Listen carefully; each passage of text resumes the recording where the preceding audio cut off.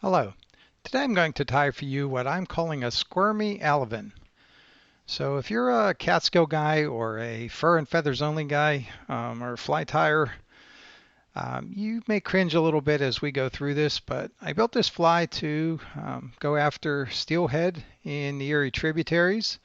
And I've had a little luck with other combinations, Aggie 1, Kenobi and such. So let's get started. We're going to tie this on a size 12. Gamakatsu CS14 or C14S.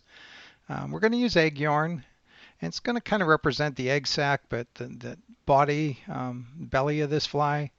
I'm going to use Dumbell eyes, and those do have painted eyes on the outside, which I think are an enhancement. And for that little tail that kind of wags around there, we're going to use this earthworm colored silly worm material. Going to use a little bit of dubbing to hold it together, kind of make an orange hot spot. And we'll wrap it all together with Superfly in 3/0. So let's get this hook in the vise. You can see it's a short shanked, very heavy duty. Um, I do pinch the barbs, especially for steelhead. I let them all go. Do what you want to do, but before I get there, I pinch the barbs. I've talked about that once before too. I'll leave the barbed ones. Some of my older fly boxes were foam, and the barb kind of held the flies in the foam until I went to use them. But a lot of my new hooks are pretty much all barbless. So I did a good thread base there from behind the eye all the way to the start of the bend. And I think that's important. These eyes are going to want to spin on you. I don't care how many yoke wraps or cross wraps or whatever you do. The helicopter wraps are nice at the end to tighten things up. But essentially, what you're counting on here is friction between the thread and the hook. And then you want that whole collection of thread wraps around the eye and everything to act as one unit. So I'll do all that. I'll kind of force them into position, make sure they're nice and level. And then this little drop of super glue to get all those thread wraps to act as one unit, like I said. So that's about the best we can do with some of this to keep these from turning. They still might, but it's worth it if you're catching, I don't know, 24-inch to 30-inch steelhead. So that's the start. The Dumbell eyes are in place, cross-wrapped and glued. And I'm going to use a little bit of that, the orange color and the caddis life cycle dubbing.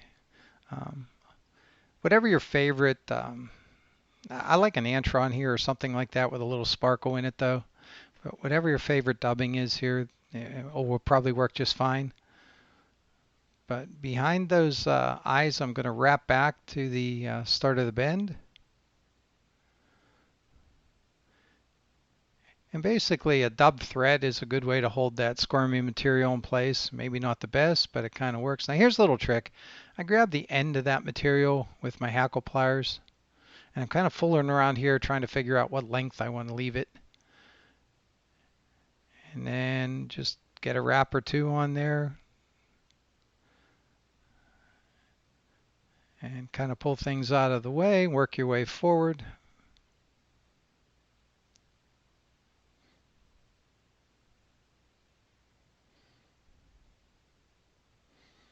All right, so at this point working with bare thread, it is 3/0. A couple of good tight wraps behind, a couple in front to squeeze that material, and it's probably not going to come out. And I'll stretch it and trim off the excess. So there we have it, kind of a hot spot. We have the eyes in place. There is a little stubby end to that silly legs material. It's kind of hanging out the backside. You'll probably see it later when I rotate this. And the third and last material is just this egg yarn. So in this case, it's just egg colored yarn. And that's about half of a strand, about an inch long. I used 3 wraps to hold it in place, a couple more in front.